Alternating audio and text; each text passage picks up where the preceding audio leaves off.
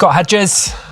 Hello, sir. I mean, I'm not even going to pretend. You've been watching the other records, so Have. we've already had a bit of a conversation beforehand. But according to your LinkedIn, you help agency founders build teams that run themselves so they can scale faster and finally step out of the day-to-day chaos. Yes, that is my my aspiration at the moment. Is what I'm working towards. At least it was you. At least I've pulled it from the right profile. Yeah. So quiet team members have great ideas. Are you hearing them? If your meetings only favor big talkers, you're missing out on big ideas. Some people love to speak up in meetings. Others like to think first. If your team only listens to the loudest voices, you're missing out on valuable ideas. Every team member needs to feel included, and here's how to make sure it happens. Smaller discussions, give time to think, give space for private conversations. Great teams listen to every voice, not just the loudest. And then you ask the question, what triggered that post, Scott? So we've all done retros. We've all been in meetings where the same 2, 3, 4 voices dominate the conversation. One of the things that I've become increasingly aware of is that there are more and more people who are not feeling as confident. I don't know whether it's down to post-COVID or what, but or working remotely. You do find that the same voices tend to speak up, and I think as people who are facilitating these discussions, if you're leading teams, if you're working with these people, then it's your duty to make sure that they feel heard, that they feel included. I think there are too many robotic retros, probably, where it's like, what went well, what didn't go so well, what can we improve, right, great, off we go. And people who, I'm not one of these people, but people who can stop and think a little bit more tend to have more valuable insights than people who knee-jerk have to answer. I'm kind of in the knee-jerk have to answer category because I hate silence. But yeah, it's just about showing that there are other ways to run a retro than the way people think they need to run, and being mindful that there are other people who have voices that you're maybe not hearing. Yeah. You got any examples of how you would do it? Yeah, so I mean, giving prep time is a big one. So giving a heads up as to how you're thinking about structuring the retro, message out to the team and say, hey guys, in 2 days' time, this is the format I'm thinking of. Start thinking now. I'm a big fan of when you close a sprint that you set the retro up at that point as well. I don't like having retros where people spend time writing. I would rather that all be done outside of it. So I encourage teams to, if something happens, add it to the retro board that you want to discuss. Because it's a nightmare trying to think about what went wrong 2 weeks ago or something you want to think about. So giving prep time, giving people a heads up. If you do have to kind of do like a wider in-person one, there's nothing wrong with giving 5 minutes of silence to let people think and write things down. I did one last year, big face-to-face one in Birmingham, where I basically, the first 15 minutes is, there's your what went well, there's your what you want to improve, and there's kind of the stuff we need to learn from. You've got 15 minutes, go and fill it. And then the rest of the time was me going around and talking about the ideas. And I think we got more out of giving people the time to sit and think. Because it's like you get thrown into a meeting and someone goes, right, give me your idea. You can kind of be put on the spot. So yeah, I would always encourage, give thinking time, give people a heads up. Don't spring anything on them. But also, don't, it's a fine one. Call on people, but don't expect an immediate answer. Don't feel like you need to fill the dead air. If people don't answer, don't start answering for them. If I was to call on you and say, Jack, what do you think went well, or what do you think we could learn from the previous sprints? If you kind of sit and think, I shouldn't then be kind of coming and answering and going, well, what about this? What about that? Yeah. It's a case of, be patient, be understanding. So on that, what's your thoughts on themed retros and icebreakers and stuff like that? Icebreakers are good if you're comfortable speaking in front of people. If you're not, they are possibly the worst thing that anyone could do to you. It depends. It depends very much on the group you've got. If it's a new group who I've not necessarily worked with before, or it's kind of one of the first few retros that I'm doing. I wouldn't do an icebreaker. I wouldn't encourage it, because again, you're alienating the people who really don't like them. And we've all done an icebreaker where we've kind of gone, oh, it's coming around to me now. I think of something interesting about myself. I once ate 3 hot dogs in a row. Yeah. So yeah, the icebreakers, use them sparingly, but don't make them your go-to. And themed retros? Themed retros, they have their place. I watched the previous episode, which the guy who was almost talking about, not spending 40 minutes about what Game of Thrones character you are. I think you can theme them as long as you know what your aim is for the retro. The aim of the retro is not to make the quirkiest themed retro. The aim is to get actionable insights about stuff that you can use to improve. I like that. Very well thought out. It's like you thought about the questions beforehand. Almost. So rewinding a bit then, go into as much detail or as little as you want, but broadly, what's the journey been like so far for you from a career or life point of view? But mainly career. Very lucky, I would say. So I was a terrible student. I got into uni with just an E in law and decided I was going to go do computer studies. It was a very developer-heavy course. I'm not a developer. I don't have the aptitude for coding. But what I did like was the documentation that went with it and kind of the project setup of everything. I'm very fortunate that I have an uncle who worked at the time as a project manager, was a team lead. Kind of mentioned it to him. He said, well, based on your skills and what I know of you, have you thought about a career in project management? I was like, no, I haven't thought about any career at the moment. I'm just trying to go to uni because that's the thing you do. So that kind of led me down the route of thinking about that. My first kind of role was working in Barclaycard in Liverpool. The building's not there anymore. It used to be in Kirby, if anyone knows Liverpool. And that was basically taking suggestions from call center staff and making changes to processes or removing things that they have to do or just general changes. And then from there, it's just been a series of what I would call failing upwards, really. Making mistakes in one role, taking those learnings, going to a different role and not making the same mistakes and just continuously learning to where I'm over 10 years in now of delivering projects, most of that time using Agile. And it's been very interesting when I don't do it all the time, when I do stop and look back at where I started to where I am now. Yeah. It's a lovely segue. And so what does Agile mean to you? Teamwork, 100%. I couldn't do, I always joke to say my job is making sure that people can do their job as effectively as possible. So teamwork definitely, but also just always be learning. The second you think you know everything is the second that the world is going to pull the rug out from underneath you.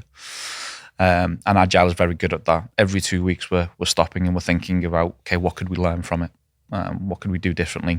I encourage in my retros at the moment with my team is to think about one thing you want to achieve for yourself in the next 2 weeks.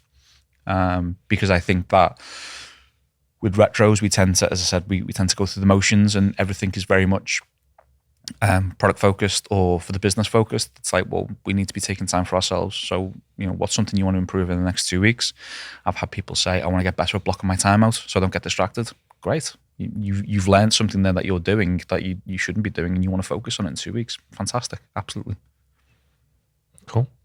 In terms of your experience, what are the challenges you've seen regarding agility and what are the reasons behind that?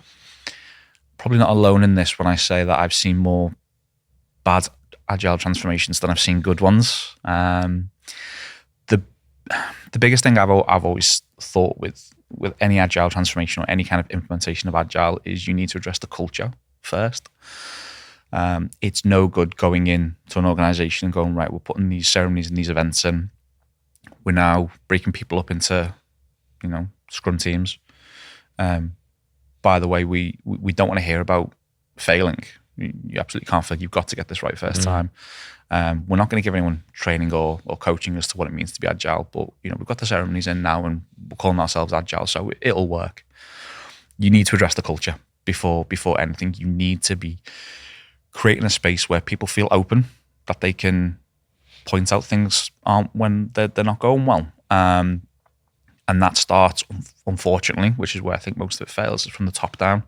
This isn't about, people on the shop floor, as it were, or the development teams. Well, they're practicing it, but your CEO or your CTO or whoever is still operating from a command and control point of view. It's just not going to work. So I think if you are going to undertake an agile transformation, which is a big commitment for any organization, then the senior leaders need to be the first ones in the training. They need to be the first ones who are being coached, because everything cascades down, and the success or failure hinges on those few individuals more than it does the 20, 30 developers and testers and product owners and that kind of thing. Yeah. The other thing as well, as which I alluded to there, is just thinking agile as a silver bullet. We can't deliver anything. It's because we're not agile. It's like, well, no, actually, it's because you're focusing, I had a conversation before, you're focusing more on kind of what are the outputs people are doing rather than what are the outcomes that they're driving. Just because you then call yourself agile doesn't mean that's the magic sauce. That's gonna help solve all your woes. If anything, it's going to exacerbate them. I mean, you may have, just this probably more of a summary than a question, because I think you mentioned most of these already. But if you think, like, if you're in the agile kitchen, if you like, if there's 3 ingredients organizations need, what would they be? I forget what I answered in the email now. So I can tell you, and then you can elaborate. Yeah, so you be comfortable with feedback, be comfortable with failing quickly and learning from it, and be prepared to go slower than they think, which is probably absolutely. I think getting comfortable with feedback. I think everyone, no matter what walk of life you're in, I think struggles with giving or receiving feedback. I always tell my teams that whenever they're putting anything in that is maybe aimed at a particular team or person, be factual, not emotional. It's very easy to kind of go, oh, you're always doing this, as opposed to going, on this occasion when you did this is what it led to, and that's why I think it's a problem. So, whether you're in an agile team or whether you're whatever walk of life you are, if you're ever giving feedback, be factual, not emotional. The going slower than you think you need to, the amount of agile transformations that I've seen where they are going to apply agile to their biggest, most successful product, and they want to revitalize it, or they want to do a complete kind of rewrite of it. It's a legacy product and they want to move it out. You're unproven in agile. You're unproven that you can deliver. Why would you then do a multi-million-pound agile transformation on something that is going to make or break your business? Why not pick something very, very small that, if it fails, isn't really inconsequential? You can just revert back to the old way you were doing things. So I think start slower, but also start smaller. So don't pick your biggest, most important thing to your business. Pick the smallest thing and start applying the principles. The easiest barrier to entry is pick a team and just implement a 10-minute daily stand-up. Just start very, very small. Get people comfortable with talking regularly, checking in, highlighting blockers sooner rather than, oh, we have a fortnightly meeting where we raise issues. It's like, well, no, you could literally raise it on the day or the next day, and get it resolved a lot sooner. So start slower, start smaller. And then what was the third? Be comfortable with failing quickly and learning from it. Yeah. Again, failure is kind of seen as a dirty word in businesses. But if you're not failing, you're not learning. There's the whole cliche of, you learn more from your losses than your wins. It's very, very true. If you try a particular approach, if you try, if you're testing the market, even with a product, you're not going, the information you want is what people don't like about it or what doesn't work about it, because that's how you move the needle forward. As I said earlier, agile is not a silver bullet to it. It's actually going to help you learn more and ultimately become better, which again ties into the starting slower. Don't think you can kind of rush from 0 to 100. Actually, you need to go 0 to 1 and then see what happens and learn from it, and then you go 1 to 2 and so on.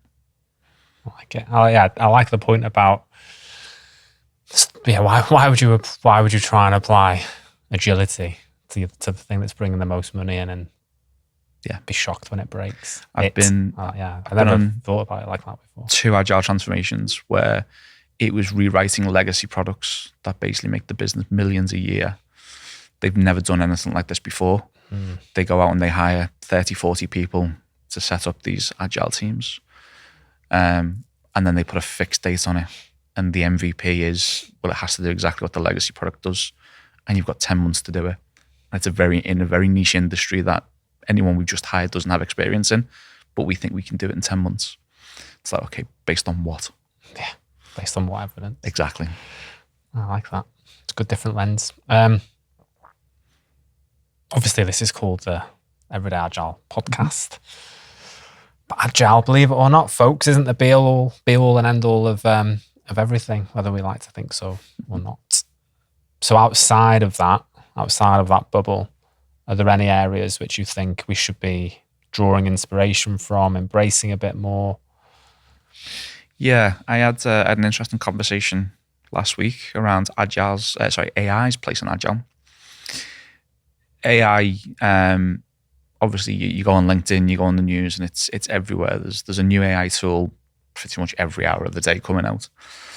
And a lot of the Agile community, rightly so, and to preface this by saying I agree to a point, they believe in kind of, human interaction is the most important thing, and I agree it is.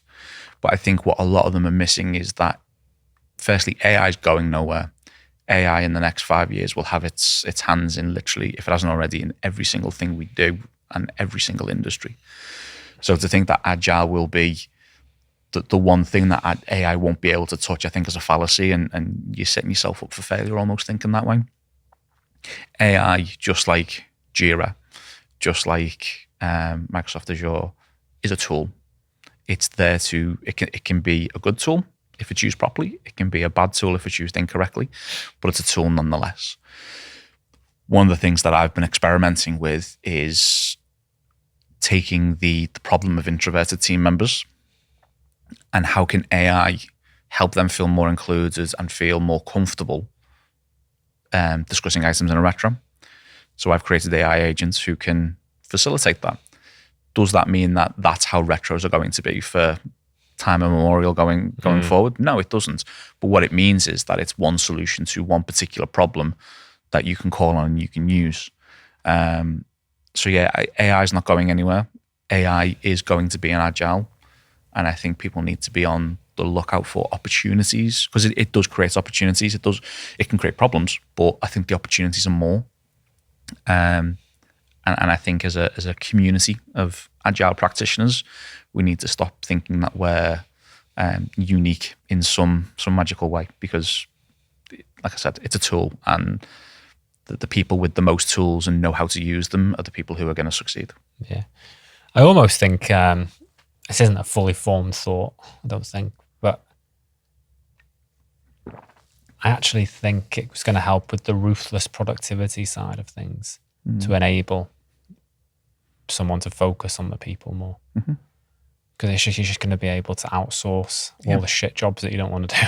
Not all of them, but like, this is like, for some people who are really into it, they'll be listening to me going, oh, that's such an old example already. But I've been using Google Meet, the note-taking thing with Gemini. Yeah. It's massively helped. But how much more reliable is that than me? Than you actually going, sorry guys, what was that action? Let me just write that down. No, it can take them. And that's not me saying Scrum Masters or project managers are note takers, but be real, you have to take notes. Like at times, there are things you have to write down so you don't forget.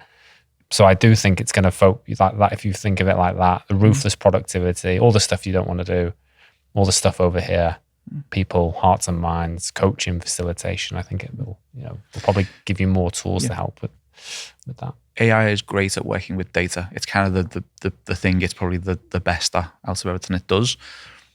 How much data is being delivered over 2 weeks, over a month, and so on, that you can use, and rather than you having to sit there and work it out, you can use AI and it will quickly give you the trends to spot. That means, okay, well, I'm not spending an hour or longer trying to work it out. Actually, I've had it in 30 seconds, which means that hour I can now go apply to fixing the issue rather than figuring out what it is first. Yeah. You started a podcast. It's a good listen. The audio's crisp. It's clear. Thank you. Your pacing is really good. What's the motivation behind that? What's the journey been like that so far? So I'm kind of on like a little bit of a personal crusade at the moment. Agile that we see, being talked about online and the principles and stuff, it's all very much geared towards tech teams, developers, QAs, and product-led teams. One of the things that I don't see enough people talking about is that the principles of Agile, so communication, collaboration, continuous improvements, all of that has value regardless of what you're working in. Yeah. An area I don't see a lot of people talking about for one reason or another is within the kind of creative space. So, marketing teams, as an example, how could they take the lessons that we've been spending the past 20 plus years looking at and making work for tech teams? How could they reap the benefits of this? So other than posting on LinkedIn, I was looking for another avenue that I could get the message out there and kind of broaden the reach of it outside of LinkedIn. I've always had the idea of wanting to do a podcast, but I've always had the kind of probably imposter syndrome and whatever of who could I get to come and talk to me. Well, with a microphone and a kind of a script, I could talk. I can't talk for an hour, but I could talk for 10 minutes about a particular topic and solve one particular problem. And that was kind of it. So the way I focused it is it's called the Daily Stand-Up. It is no more than 15 minutes. I think the longest one is about 8 minutes long. And I talk about one particular pain point and how Agile could solve that particular pain point and how to apply it. I've done about 20 episodes, which I've just finished which feels really kind of like icky almost saying this, but I've just finished season 1 because I didn't want it to be an ongoing thing where it starts to lose it. So I'll do 20 episodes. That's about 4 weeks. I'll then take a month off. I'm now thinking of season 2 and what I want to do. I'll batch record that and then season 2 will go out. But it's just another way of me being able to get across to people that, these skills exist, just because you're not a tech startup. Okay, that's fine, but you can still take lessons from it. You can still apply it. That was kind of the motivation really behind the podcast. What's the feedback been like so far? Well, from you and my nan, really positive. Yeah. No, it has been positive. There have been people, sharing it and give me feedback that similar to you. They like the pacing, they like the information. They like that it's one particular problem and it's kind of contained. So I try and structure the titles so you know what you're getting from each episode. But yeah, I'm just focused on kind of growing it now and getting it in front of more people. And I take it whoever you work for has been supportive. And I ask that because employers get a bad rap sometimes, but you wouldn't be doing it if they weren't supportive, I imagine. They don't know. Okay, All right. Fair enough. No. I mean, it not through any kind of like I'm hiding anything or I'm ashamed or anything like that. It's just my view is what I do outside of work is kind of my own thing. Yeah. It's not kind of competing with anything that they're doing. I don't think they're going to care. It's good for them as well. And if they were to. Yeah. I mean, if they were to ask me about it, we've seen this. Are you doing this? Absolutely. Yes, I am. But it's not something that I felt kind of I needed to put in front of them and share. No. So on the subject of putting things out there and sharing it, unless our paths have just not crossed, it seems over the last few months, your activity in terms of sharing this stuff has ramped up. It has. So what was the thinking behind that? Was it solely for the podcast? Was it just that you wanted to say something? You've been on LinkedIn lurking in the background? Like what? Yeah, I've very much been, the entire time I've had LinkedIn, I've been a bit of a lurker. I was looking for, probably towards the end of the year, I was looking for an avenue that I could start sharing some thoughts. When you lurk long enough, you kind of start to build up your own opinions and what you agree with and what you disagree with. And this year I kind of thought, well, I don't need permission to kind of just start posting on LinkedIn. Conversation earlier around kind of the imposter syndrome. I know people I used to work with, what will they think? As soon as you sit down, you kind of go, no one cares. No one is sat there waiting for me to post something so they can kind of go, look what he's doing. Yeah.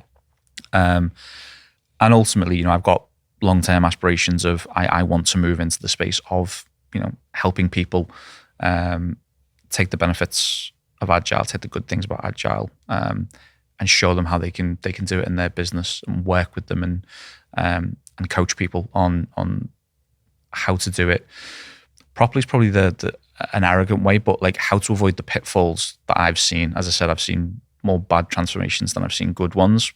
So I know what a good one looks like. So if I can help anyone avoid that, then I will do. Yeah. And again, it looks like you've had pretty good engagement, feedback, and different way of looking at things from what I've seen. Yeah. So I would say going from posting nothing last year really to kind of, I think I'm on about week 9 or so of posting every single day. The impressions is a bit of a vanity metric, but the engagement that I've had from it has been really good.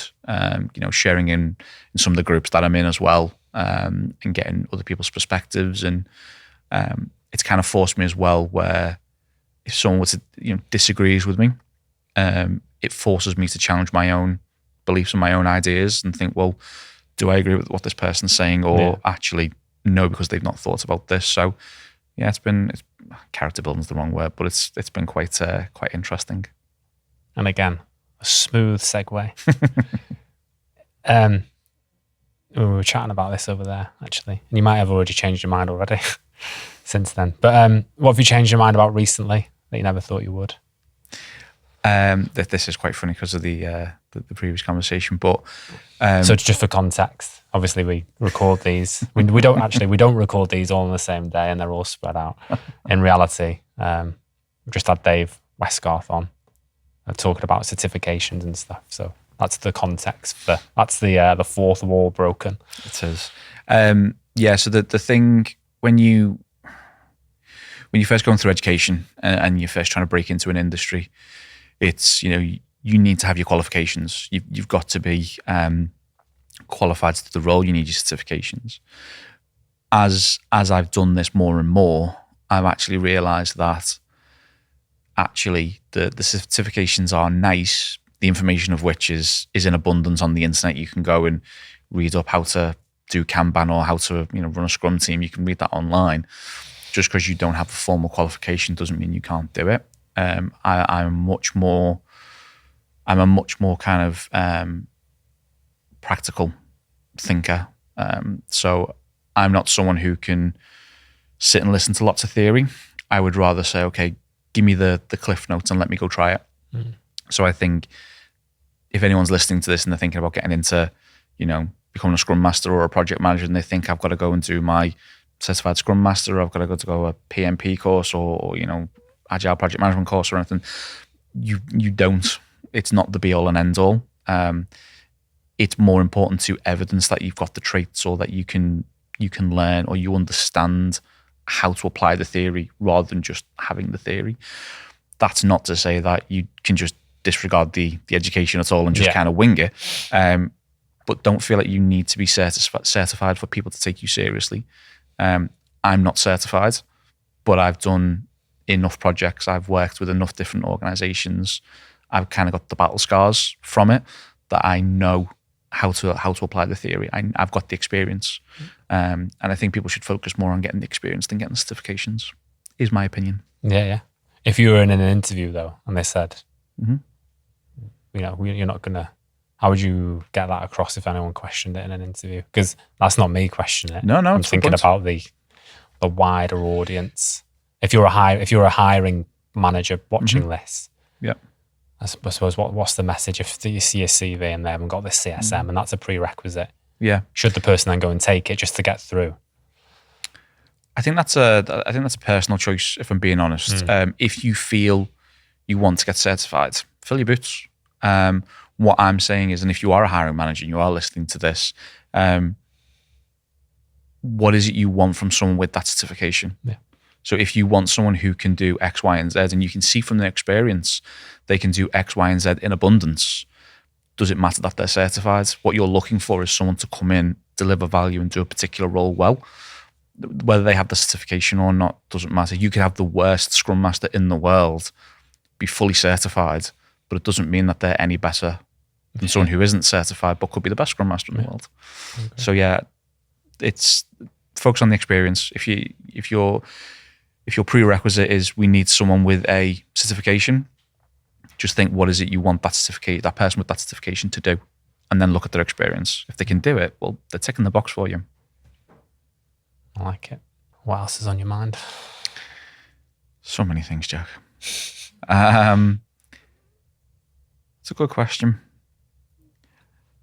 I think what I'm seeing at the moment in kind of like the agile space is quite interesting. I was having a conversation earlier around, the agile community is very, very open about poking fun at other methodologies, such as waterfall and how they're rigid, or Prince2, and how you've got to have all your gates. But what I'm noticing is more increasingly is that the agile community is becoming very dogmatic, which is quite funny considering that's what they've spent a number of years poking fun at other people for. I think with anything, it's a framework. It's not rules. It's not hard and fast. Make agile work for your organization is kind of, I think, in the agile manifesto in itself. Yeah. So again, going back to my kind of like toolbox analogy when I was talking about AI, agile, the various frameworks, whether it be Scrum, Kanban, or whatever, they're just tools. They're not the be all and ends all. If you hybridize and you're getting great results and you're delivering value consistently and you're always learning, then hybrid is the way to go. If you want to be pure Scrum and you're getting the same results, then pure Scrum is the way to go. I think the thing for me that I'm focusing on now is, these principles, the mindset of being agile. I want to kind of take that to the masses, if you like, which is kind of a very arrogant way, considering I don't actually have like a masses audience, but it's something that I'm trying to get out there, which is these things will work if you do them right, and if you go in with an open mind that this isn't a quick fix. Yeah. This is something that is going to take time, and you need to go on a journey with it. But at the end of that journey, though, you'll have a team who will be able to manage themselves. And, especially if you think about agency founders who may or may not be listening to this, but if you're in the kind of like, 5 to 8 person range at the moment, you're heavily linked to the day-to-day. You're in the middle of it. People will come to you for approvals for things. You know exactly what's going on because you're not really departmentalized at the moment. Yeah. Second, you go to 12 plus people, you start having teams of people, you start needing some sort of kind of a management layer. Your ability to kind of be in the center of that quickly goes. And especially if your aspirations for that agency is to scale and grow it to where you could have 50 people working there, you need a framework. You need some way of being able to create self-managing teams. You need some way of basically being able to remove yourself from that kind of that role of being the go-to person. And that's kind of what I'm trying to get across to people now, is there are ways that you can do that. There are ways that you can do it painlessly. There's ways you can do it painfully. I kind of want to help make it as painless as possible for people. So that's kind of where I'm at the moment and where I'm trying to move to. Anything else on your mind? No, not that I can think of. Unless I put anything in the reply, I can't think. No, we've gone beyond that now. I'm just free flowing. No, just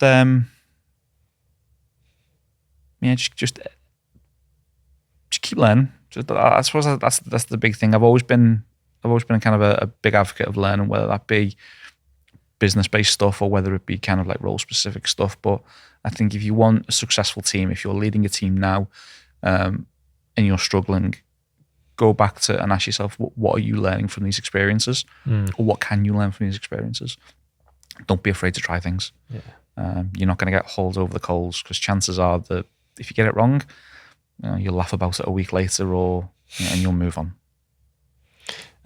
Where can people find you if you're open to them reaching out? I am. Tell them the name of the podcast, where it's at, where are you? Down this one here. Is it? Yeah. So the podcast is The Daily Stand-Up. It is on YouTube, Apple Podcasts, and Spotify. You can connect with me on LinkedIn. I think it's Scott A. Hedges on LinkedIn. Or if you just search Scott Hedges, I think there's only one of them. Or click on the notes. Or click on the notes. That's a good one. If anyone is in the creative space is interested, I have a free product out there at the moment, which is called the Morning Huddle Blueprint. It's a free email. It shows you how to get started with the morning huddle with 10 minutes and gives you all the benefits of it. So if you're interested, I can put the link in the show notes for that as well. Send them up. But yeah, LinkedIn is the best place. DM me if you want to chat. I'm always open to making new friends. Perfect. And if you have got this far, there will be a nice little box there with another interesting person, which I'm sure you'll be interested in. But Scott, thank you very much. Appreciate it, mate. Thanks for having me on.